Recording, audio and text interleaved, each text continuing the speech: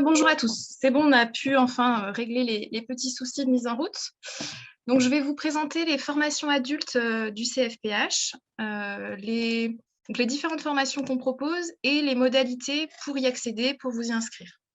Donc, comme tout à l'heure, si vous avez des questions, vous pouvez les mettre dans le chat et puis soit je répondrai au fur et à mesure, soit je prendrai un petit temps à la fin pour répondre à tous. Donc, j'espère que vous m'entendez tous bien. Alors, donc voilà, comme je disais, pas de micro, pas de caméra pour pas gêner, et je vous laisse poser vos questions sur le chat. Donc les formations diplômantes qu'on propose au CFPH, donc les formations adultes, on a des formations diplômantes et des formations professionnalisantes, donc c'est des formations qui ne délivrent pas de diplôme. Donc là, je vais vous présenter ce qu'on a actuellement et je vous présenterai également nos projets de développement de formation. Donc en formation diplômante, on a 2 CAP, un CAP agricole métier de l'agriculture et un CAP agricole jardinier paysagiste. On a 2 BP, donc un brevet professionnel aménagement paysager et un brevet professionnel responsable d'entreprise agricole. Et on a un niveau BTS en aménagement paysager.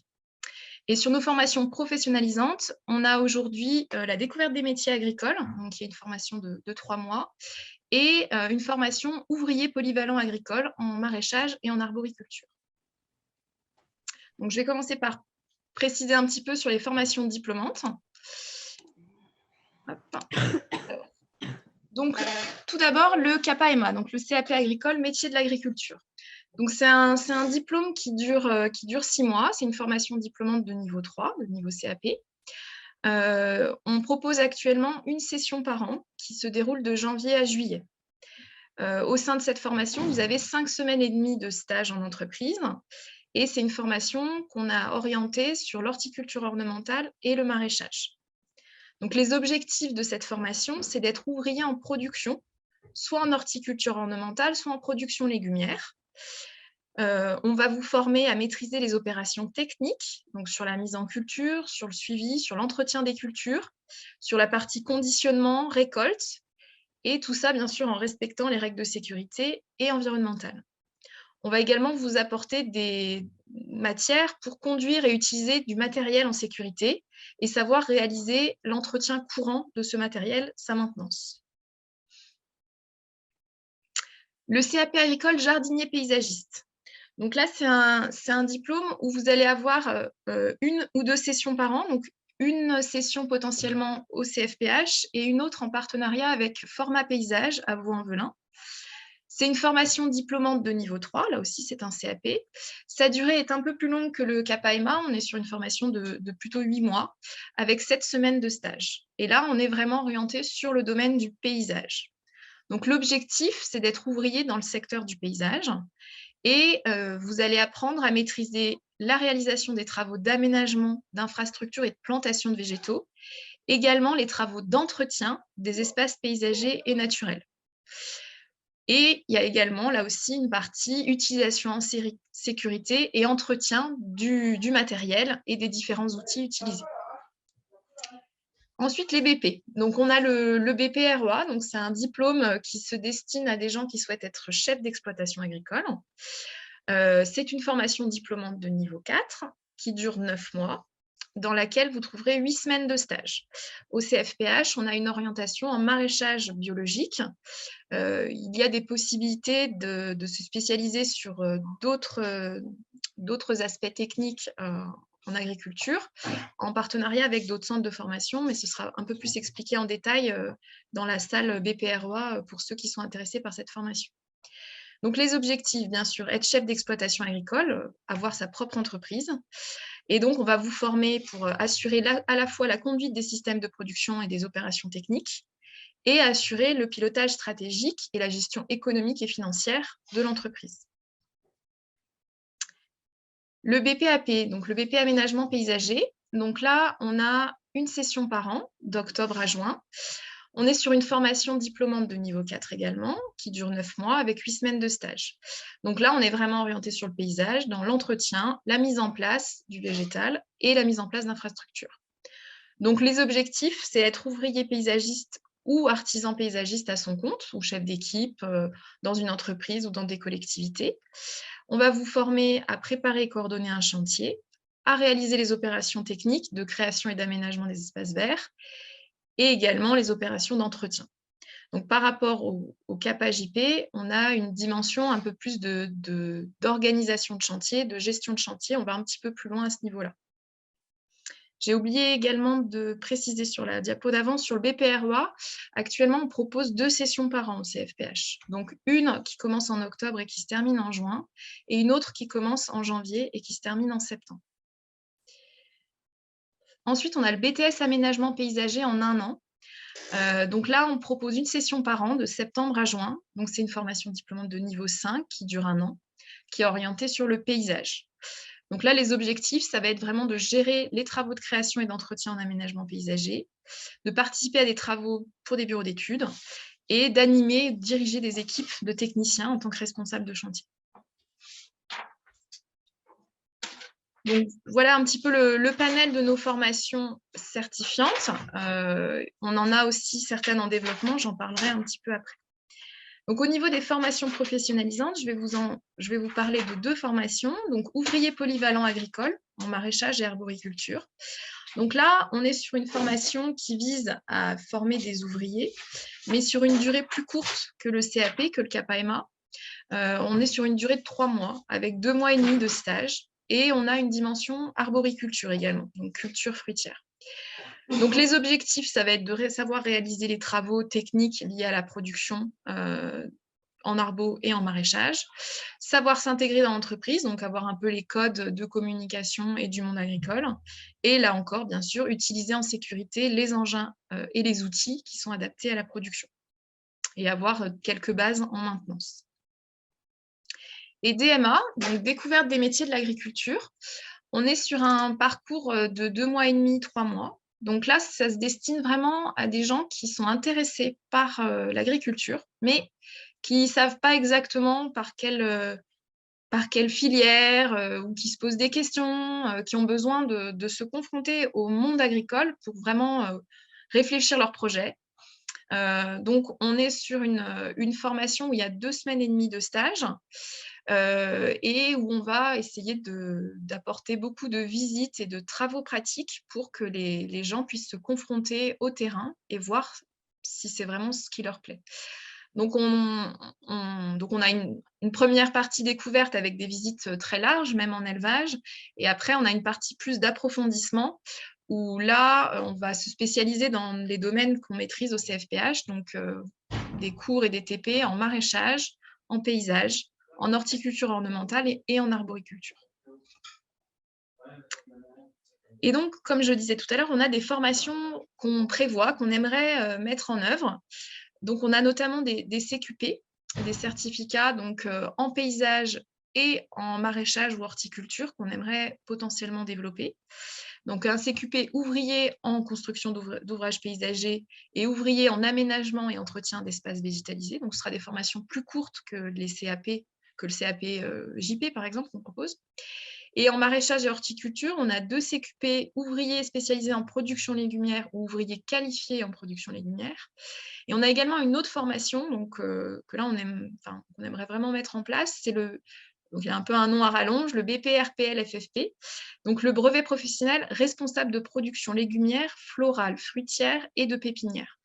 Donc, ce diplôme, en fait, c'est la rénovation d'un ancien diplôme que certains avaient peut-être vu, qui s'appelle le BP-RAPH, responsable d'atelier de production horticole. Donc, on est sur un niveau BP, comme le BPREA ou le BPAP. Et par rapport au CAPA-EMA, en fait, on va retrouver des choses assez similaires sur la partie technique, mais il y aura également une partie gestion de chantier, encadrement de chantier, encadrement des équipes et quelques repères aussi économiques et de gestion d'entreprise. Donc, ceux qui sont intéressés par ce BPRPL-FFP, je vous inviterai à participer à la visio sur le CAPA-EMA, puisqu'il y a des choses qui seront communes et on pourra en parler comme ça et répondre à certaines de vos questions. Donc, quelques petits aspects pratico-pratiques. Alors, il y a peut-être certaines choses qui ont déjà été dites par le directeur précédemment. Pour information, les horaires habituels de nos formations adultes, c'est 35 heures par semaine, 8h30 midi pour le matin, 13h, 16h30 pour l'après-midi. On n'a pas de self sur place. On a des salles à disposition pour les stagiaires pour prendre les repas, donc frigo, micro-ondes, qui sont à votre disposition. Au niveau des parcours de formation, il n'est pas prévu de congé pour les stagiaires, sauf si ça tombe sur 2 périodes dans l'année, soit les congés de fin d'année à Noël, donc on a une fermeture du centre de 15 jours, soit pendant l'été où on a aussi une fermeture de 15 jours la première quinzaine d'août, et également lors du pont de l'Ascension. Et donc, comme le directeur l'avait dit, le CFPH fournit pour chaque stagiaire en formation longue des EPI, donc des équipements de protection individuelle, en début de formation. Donc, généralement, on fournit un pantalon, des chaussures de sécurité et des gants, où on va prendre vos mensurations à la rentrée. On va vous faire essayer tout ça pour avoir des vêtements dans lesquels vous êtes bien pour vos travaux pratiques. Alors, je ne sais pas si sur la partie... alors, je vais regarder un petit peu vos questions. Il y a peut-être quelques questions sur ces premières formations. Alors, je vais voir un petit peu tout ce que j'ai. Donc, je vois qu'il y a une question en reconversion pro. Par quelle formation commencer, CAPA JP ou BPAP? Donc ça, ce sera peut-être à discuter avec les personnes qui font le recrutement sur les formations paysages. C'est vrai que quand on est en reconversion professionnelle, on ne va pas forcément vous conseiller d'enchaîner plusieurs formations. Donc, si le BPAP vous intéresse, peut-être que c'est plutôt celui-là qui est approprié. Je pense que ça va dépendre aussi de votre projet professionnel. Si vous souhaitez plutôt être ouvrier ou avoir peut-être plutôt une dimension, même si ce n'est peut-être pas immédiatement après le diplôme, d'encadrement d'équipe, de gestion de chantier. À ce moment-là, le niveau BP sera plus approprié. Alors, le bac pro aménagement paysager après la 3e, non, ce n'était pas le bon endroit. Effectivement, il faut aller dans la visio sur l'apprentissage. Il faut retourner sur le premier lien.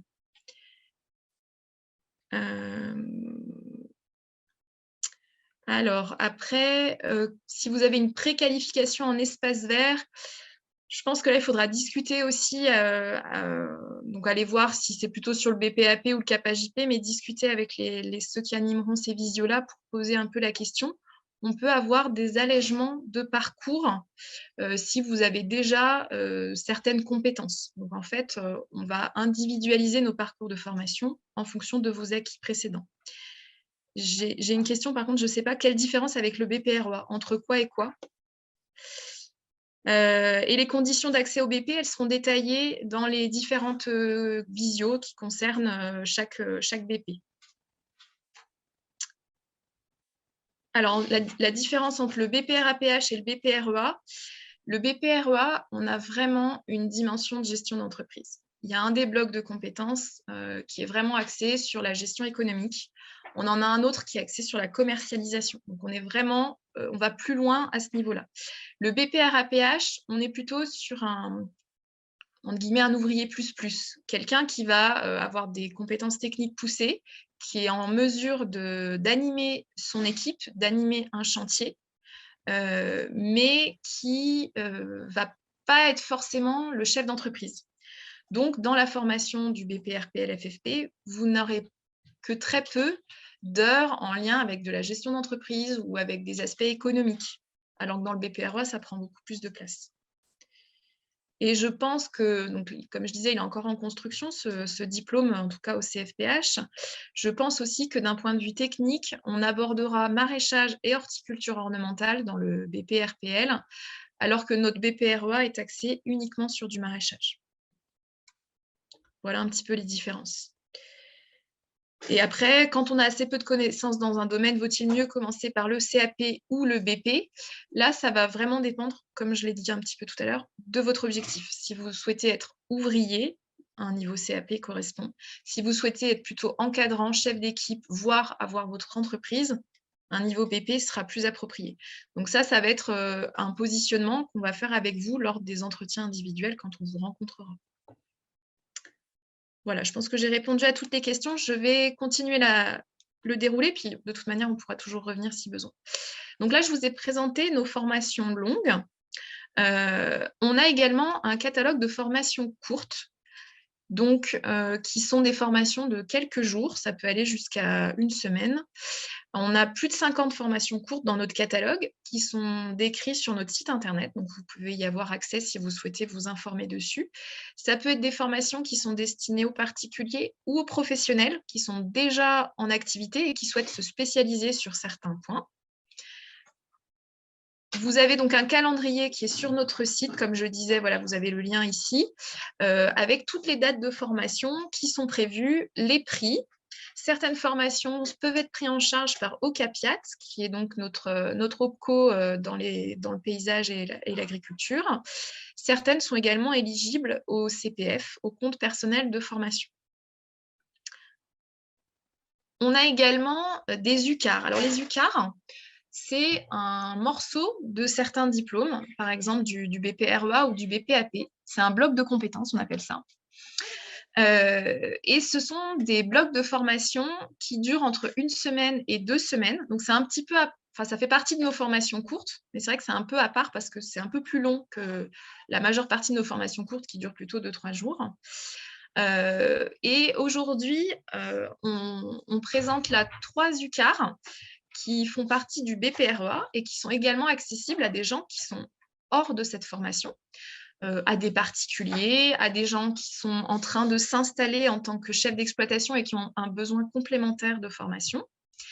Donc les 3 UCAR qu'on propose là, donc on a l'UCAR apiculture, donc qui est sur la mise en place d'un rucher comme activité complémentaire. Elle dure 2 semaines et donc c'est fin avril, début mai 2022. On a l'UCAR autoconstruction à la ferme sur la conception et la réalisation d'outils et de petits bâtiments dans le cadre d'une ferme. Bon, actuellement, elle est complète pour 2022. Et on a également une autre carte sur la conduite d'un atelier de plants et de semences, donc en maraîchage. Là aussi, elle dure 2 semaines, avec 1 semaine en mars et 1 semaine en avril. Donc, les UCAR ont pour particularité d'être éligibles au CPF également, au compte personnel de formation, puisqu'elles font partie d'un diplôme et qu'elles sont un bloc de compétences. Et à savoir aussi que si vous validez cette UCAR, puisqu'il y a une évaluation en fin d'UCAR, c'est un morceau d'un diplôme, un morceau du BPREA par exemple, et que si dans les 5 années suivantes, vous validez les autres blocs de compétences du BPREA, vous pouvez obtenir le diplôme. Enfin, je fais aussi un point sur nos formations à distance. Donc, en fait, on fait partie d'un groupement avec 4 autres centres de formation de la région Auvergne-Rhône-Alpes. Donc, on est 4 en tout. Et on a développé, donc à la demande et avec l'accompagnement de Pôle emploi, des formations à distance. Donc, on s'est réunis sous l'appellation virtuelle, donc, qui est ce qu'on appelle notre cellule FOAD, notre groupement formation à distance. Et on a tout d'abord développé 2 formations, le BPAP et le CAP fleuriste à distance, donc à partir de l'année 2020. Et ensuite, on a développé 2 nouvelles formations, le BPREA, donc avec une orientation en maraîchage, comme celui qu'on propose en présentiel au CFPH, et le BPRPL FFP, qu'on a lancé en fin d'année 2021 et donc qui continue là jusqu'en 2022. Donc, ce sont des formations qui, pour l'instant, sont destinées aux demandeurs d'emploi et qui permettent de suivre un parcours entièrement en distanciel. Il n'y a jamais de temps en centre. Les temps de pratique se font en stage ou bien lors de journées qu'on appelle DAFEST. Donc, c'est des journées en entreprise avec une entreprise partenaire, mais que chaque candidat va trouver dans sa région, là où il habite. Donc, on peut avoir des candidats de toute la France. Donc voilà, c'est vrai que c'est quelque chose qui se développe, le directeur en parlait aussi précédemment, et qui va potentiellement nous amener à proposer parfois des parcours hybrides pour certaines personnes en fonction de vos besoins, de l'individualisation du parcours, de ce qui pourrait être le plus adapté. Donc voilà, je ne sais pas s'il y avait d'autres questions. Alors, je regarde les dates des formations CAPA et BPAP. Alors, le BPAP, on est sur une session d'octobre à juin. Le CAPA JP, ça va dépendre. Alors, la session avec format paysage, j'ai un petit trou, je crois qu'elle commence en mai-juin. Et si on a une formation qui se fait au CFPH, elle aura sans doute lieu, elle commencera sans doute plutôt à l'automne. Mais là, ça va dépendre du financeur. Je vais en parler un petit peu après de la partie financement. Donc, ça va dépendre de notre financeur qui est Pôle emploi, si on a une demande ou pas de lancement d'un CAPA JP au CFPH. Pour le BPRP-LFFP, donc vraiment, je vous invite à venir sur la visio du CAPA EMA. C'est moi qui vais l'animer juste après. Et on en discutera un petit peu du projet du RPL et de voir un peu quand est-ce qu'on pense le proposer. Prérequis pour les UCAR, il n'y a pas forcément de prérequis. Après, généralement, on essaye quand même d'appeler tous les candidats qui sont intéressés par les UCAR pour voir s'il y a une vraie adéquation entre la formation et ce que vous recherchez. Alors, pour les personnes en reconversion qui n'ont pas accès au statut de demandeur d'emploi, là aussi, je vais en parler après sur la partie financement. Je reviendrai un petit peu dessus. Alors, donc, en lien avec les financements, il y a l'inscription en formation. Donc, la démarche globale d'inscription, elle se présente comme ça. D'abord, on va vous inviter, on va vous faire participer à des réunions d'information collective et de positionnement. Pendant cette réunion, on va vous présenter la formation. Donc, généralement, c'est le coordinateur de la formation qui fait cette présentation. Cette réunion, elle a lieu j'ai mis 4 mois, mais des fois, ça peut même être encore un petit peu avant. On va dire entre 4 mois et 1 semaine avant la formation. Les dates des informations collectives, elles seront sur notre site internet. On peut vous inscrire par mail ou si vous téléphonez, on peut vous inscrire aux réunions d'information collective. J'ai mis donc qu'elle a lieu entre 4 mois et 1 semaine avant la formation. Ça va un petit peu dépendre des formations. Pour des formations plutôt courtes, professionnalisantes comme DMA ou ouvrier polyvalent agricole, on va avoir un recrutement qui va se faire même tardivement, 1 semaine avant l'entrée en formation. Pour des formations qui sont plus demandées, où on est reconnu depuis plus longtemps dans le secteur, comme le BPREA ou le BPAP, là, les inscriptions vont commencer plus tôt et on va commencer déjà de faire des réunions avant l'été pour des inscriptions pour une rentrée en formation en octobre. Donc, après avoir participé, première chose, participer à cette réunion où on vous présente la formation. Deuxième chose, remplir une fiche de candidature, donc qui sera à compléter avec différentes infos administratives. Et il y a également des documents administratifs à fournir qui sont nécessaires à votre inscription et notamment à votre inscription par la suite potentiellement au diplôme et également qui vont nous permettre d'établir votre parcours personnalisé, de l'adapter à vos connaissances, à vos expériences. Ensuite, on va vous faire passer ce qu'on appelle des tests de positionnement. Alors ça, j'insiste, ce n'est pas éliminatoire, c'est pour voir où vous en êtes. Si vous avez des besoins de remise à niveau, par exemple en informatique, s'il y a des choses que vous savez déjà faire, par exemple, je reprends l'exemple du BPREA, si vous avez déjà fait de la comptabilité, on va le voir au travers du test de positionnement et à ce moment-là, on va pouvoir alléger votre parcours. Vous ne ferez peut-être pas toutes les heures de comptabilité dans la formation. Et à l'inverse, elles vont aussi pouvoir nous permettre de dire, voilà, là, on identifie un besoin de soutien, d'accompagnement sur de l'informatique, sur des maths, sur du français. Et on va aussi pouvoir vous l'inscrire dans votre parcours. Et enfin, on va faire un entretien individuel. Donc ça, on fait un entretien avec chaque candidat pour évaluer si la formation correspond bien à votre projet, si ça va être cohérent, si vous êtes motivé, si vous avez l'envie de rentrer en formation, s'il n'y a pas de contraintes particulières. C'est également là où on va discuter avec vous pour adapter votre parcours. Donc, en plus du test de positionnement, il va y avoir aussi cet échange lors de l'entretien qui va permettre d'alléger ou de renforcer un parcours suivant vos besoins. Ensuite, c'est la question du financement. Donc, la question du financement, c'est vrai que c'est quelque chose qui est important quand on est en formation adulte. Nous, au niveau du CFPH, voilà les financements avec lesquels on a l'habitude de travailler. Donc, on a des financements collectifs. Là, en fait, on a répondu, donc le centre a répondu à un appel d'offres, à un marché. Et c'est généralement des marchés pour plusieurs années, où un financeur nous attribue des places, un certain nombre de places qu'il va financer, de candidats qu'il va financer. Donc, nos 2 gros financeurs, c'est Pôle emploi, dans le cadre d'un dispositif qui s'appelle le plan d'investissement dans les compétences, le PIC, et c'est la région avec un cofinancement Europe. Donc, ces financements-là, en fait, on va bien rester dans la démarche d'inscription que je vous ai présentée. il y aura peut-être simplement à avoir en tête qu'on peut être amené à sélectionner nos candidats parce qu'en effet, par exemple, la région ne finance qu'un certain nombre de places par exemple pour le BPREA.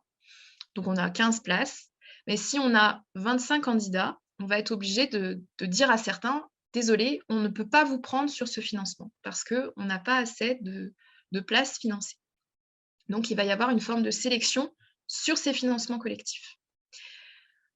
Le financement Pôle emploi a, lui, pour spécificité, normalement, de cibler principalement des gens qui ont un diplôme inférieur au bac. Même si, bon, dans les faits, on s'est rendu compte que souvent, Pôle emploi nous a également financé des gens qui avaient un diplôme supérieur au bac dans le cadre de ce financement collectif. Donc, pour vous citer un peu les formations concernées, le BPAP et le BPROA bénéficient du financement collectif région. Et le financement Pôle emploi collectif, on l'a sur DMA, sur OPA, ouvrier polyvalent agricole. On l'a eu par le passé également sur le CAPA-EMA et le BPROA. Donc peut-être qu'on l'aura sur d'autres sessions, mais on n'est pas sûr. Ça va dépendre de la demande de Pôle emploi.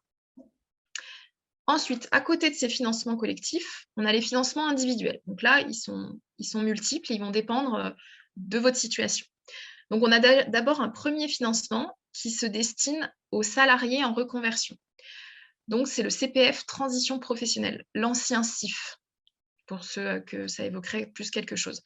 Donc là, c'est un financement où ça nécessite que le salarié demande une autorisation d'absence à son employeur et monte un dossier sur la plateforme Transition Pro, dossier qui sera examiné en commission. Et cela permettra de savoir si Transition Pro accepte ou non de financer la formation. Vous avez également, alors je crois que je vais les détailler davantage, voilà, je vais détailler un petit peu derrière. Donc je vais simplement vous les citer, les autres. On a le financement individuel région, qui est un financement destiné aux demandeurs d'emploi.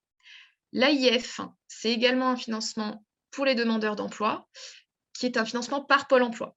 Apparemment, les conseillers plan l'emploi, de ce qu'on a constaté, privilégient d'abord une demande de financement individuel région, si c'est possible, avant de demander un AIF. On a également l'utilisation du CPF, le compte personnel de formation. Donc, à partir du moment où vous avez travaillé, vous pouvez bénéficier de ce CPF, vous pouvez aller voir son montant en vous connectant sur la plateforme CPF. Et le CPF peut être utilisé pour les formations diplômantes. Donc, par exemple, OPA et DMA ne pourront pas être financés par le CPF, mais le BPAP, le CAPA-EMA, pas de souci. Généralement, le montant que vous avez sur votre CPF ne suffit pas à financer l'entièreté de la formation. Donc, il y a deux cas de figure. Soit vous allez pouvoir demander un abondement à Pôle emploi, c'est-à-dire qu'en passant par la plateforme CPF, vous allez par exemple pouvoir financer 2 000 € sur la formation et il va manquer 4 000. Donc, vous allez demander à Pôle emploi, directement sur la plateforme CPF, de financer le reste. Si Pôle emploi refuse, vous avez la possibilité d'autofinancer le reste. Donc, ça veut dire qu'on va conventionner avec vous pour que vous régliez la formation avec vos fonds propres, soit d'un coup, soit de manière échelonnée tout au long de la formation. Et puis j'ai mis autre parce qu'il y a d'autres cas de figure, il y a certains financements par l'entreprise. Dans le cadre, par exemple, de plans de licenciement, certaines entreprises permettent à leurs salariés qu'elles vont licencier de bénéficier d'une formation, par exemple à hauteur de 10 000 €. Donc ça, c'est des cas un peu particuliers et on étudiera avec chacun, notamment lors de l'entretien individuel. Donc là, c'était voilà, la diapo un peu qui récapitulait les différents aspects de chaque financement. J'ai commencé un petit peu de le présenter juste avant. Donc sur les financements collectifs, donc comme je le disais, le nombre de places financées est limité par classe. Donc on est obligé de sélectionner les candidats.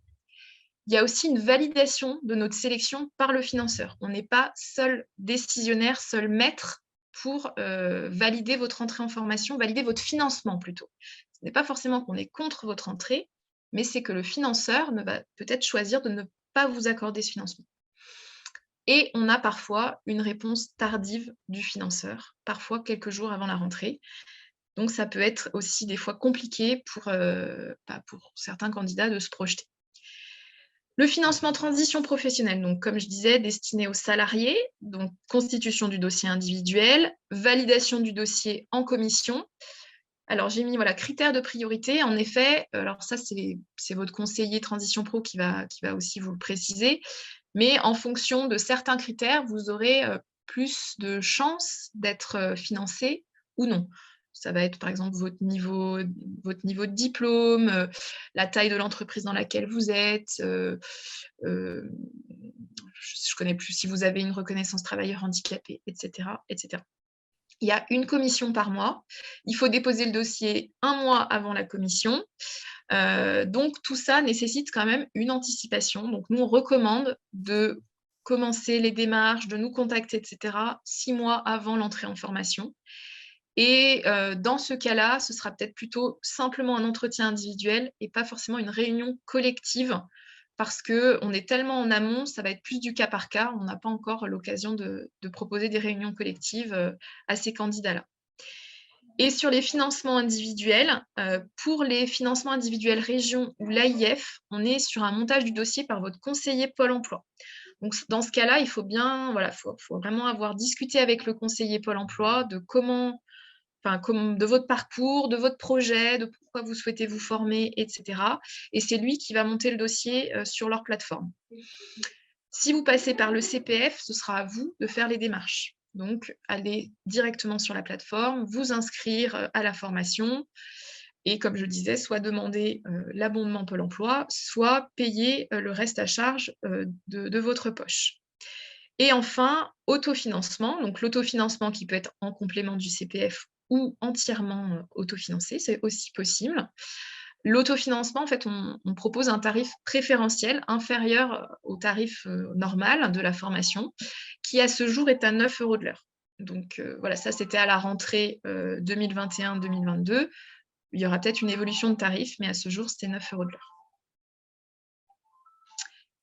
Alors, je vais rester justement sur les questions-réponses. Oui, effectivement, sur le financement collectif, sur le CAPA-JP, donc effectivement, le CAPA-JP bénéficie également du financement Pôle emploi, donc dans le cadre du PIC. Dans le cadre d'un CPF Transition Pro, est-ce que vous nous transmettez une fiche de candidature ou est-ce que c'est le dossier individuel pour Transition Pro qui fait office de fiche de candidature? On vous transmet également une fiche de candidature. En fait, la procédure va être la même, c'est juste qu'il n'y aura peut-être pas le côté présentation collective de la formation. On vous présentera la formation de manière individuelle, puisque les réunions collectives auront lieu plus tard. Dans le cas des transitions pro, comme je disais, on est à 6 mois avant la formation. Généralement, on n'a pas encore prévu de réunion collective 6 mois avant. Et ça me fait dire aussi que finalement, je n'ai pas trop abordé le statut des personnes donc fonctionnaires en disponibilité. Donc effectivement, si vous n'êtes pas demandeur d'emploi, vous n'êtes pas éligible à un certain nombre de financements, donc pas éligible au financement collectif et pas éligible au financement individuel région. Donc ça va plutôt être alors soit un montage à aller chercher, une participation de l'employeur ou du service en tant que fonctionnaire. Enfin, c'est un peu à aller chercher de votre côté. Il y a également la possibilité du CPF et de l'autofinancement, mais qui, je peux l'entendre, n'est pas forcément abordable pour tout le monde. Hop. Donc, je ne sais pas s'il y avait d'autres questions. Faut-il obligatoirement être inscrit chez Pôle emploi? Eh bien, ça va dépendre du financement. Mais dès que c'est des financements collectifs ou des financements individuels région, des financements Pôle emploi, effectivement, il faudra être inscrit chez Pôle emploi. C'est vrai qu'il y a une partie que je n'ai pas du tout abordée. Il y a 2 choses dans le suivi de la formation. Il y a le financement de la formation. Donc, le financement, c'est le fait que nous, centre de formation, on soit rémunérés pour vous dispenser une formation. Le financement, généralement, voilà, on cherche à l'avoir chez des financeurs, Pôle emploi, la région, Transition. Et il y a la partie rémunération du stagiaire. Donc, votre rémunération pendant la durée de la formation. Là, au niveau des cas de figure, soit vous êtes demandeur d'emploi et vous bénéficiez d'une allocation chômage. À ce moment-là, l'allocation chômage, elle va durer si elle dure toute la formation, si vous avez des droits toute la formation, vous allez toucher votre allocation chômage pendant toute la formation. Si vous avez des droits qui s'arrêtent en cours de formation, alors là, ça va dépendre du financement. Si vous êtes financé par Pôle emploi, vos droits vont potentiellement s'arrêter et après, il faudra soit demander, par exemple, une allocation soit l'ASS ou s'il n'y a pas de possibilité d'ASS, ce sera peut-être faire une demande de RSA, etc. Donc ça, ce sera à voir avec votre conseiller Pôle emploi. Dans le cas où votre formation est financée par la région, il y a la possibilité de bénéficier d'une rémunération par la région qui peut se mettre en place en cours de route de la formation. Donc, on peut imaginer que vos droits s'arrêtent, la formation est d'octobre à juin, vos droits s'arrêtent en avril. On peut imaginer après que la région vous verse une petite rémunération d'avril à juin. Le montant de cette rémunération, il va être en fonction de différents critères, de votre statut, de votre âge, de si vous êtes travailleur handicapé, etc.